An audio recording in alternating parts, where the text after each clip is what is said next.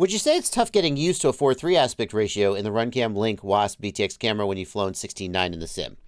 No. I mean, so here's the thing. I don't have a problem going back and forth between 4:3 and 16:9. I prefer to fly the camera in its native aspect ratio. So I prefer a 4:3 camera if the sensor in the camera is 4:3. I'm sorry, I prefer a 4:3 display if the sensor in the camera is 4:3. I prefer a 16:9 display if the sensor in the camera is 16:9.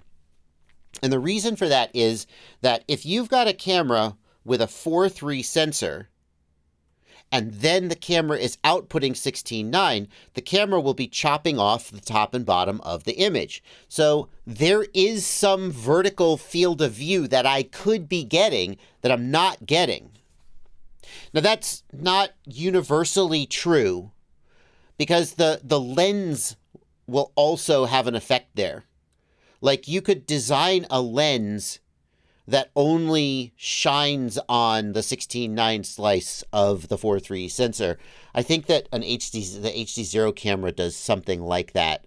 I'm going to mix up the details. But in general, when you run a camera in its native aspect ratio, you get more field of view. And in general, that's what I want. I think personally for FPV, more vertical field of view is desirable. And so that's why I prefer to fly 4:3. Because if you think about it, when you've got a quadcopter, if you pitch, you're usually pitched forward, right? So you need to be able to see ahead of you. So you want that vertical field of view.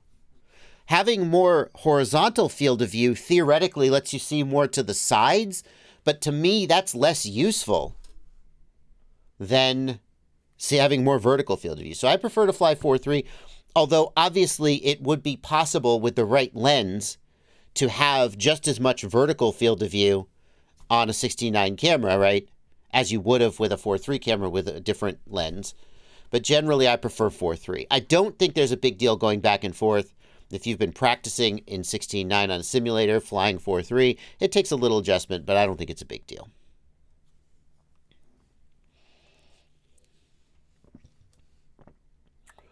If you're used to 16:9 and you like to fly 16:9, more power to you. I really don't think it's a deal breaker.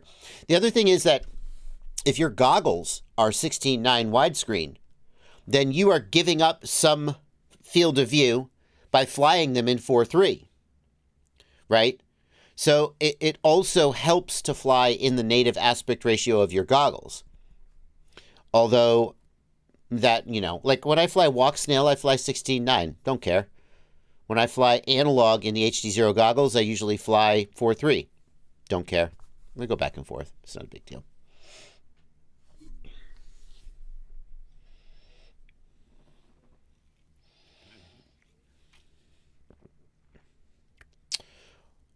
Ghost Branch FPV has an interesting point. Let's think about this for a second. I'm not sure I agree, Ghost Branch. Ghost Branch says 16:9 is only less vertical field of view, not more horizontal field of view. The field of view on the sensor remains the same. It's just cropped. I don't know if that's true, because if you've got a 16:9 sensor and then you crop it down to 4:3, your vertical field of view remains the same, but now you're getting less horizontal field of view. And I think it depends on the native. And at the end of the day, you could put an ultra wide angle lens on it and open up the field of view. I just like a more square image. I think a more square image is easier to fly. But that's, I don't think it's like a big deal. Okay.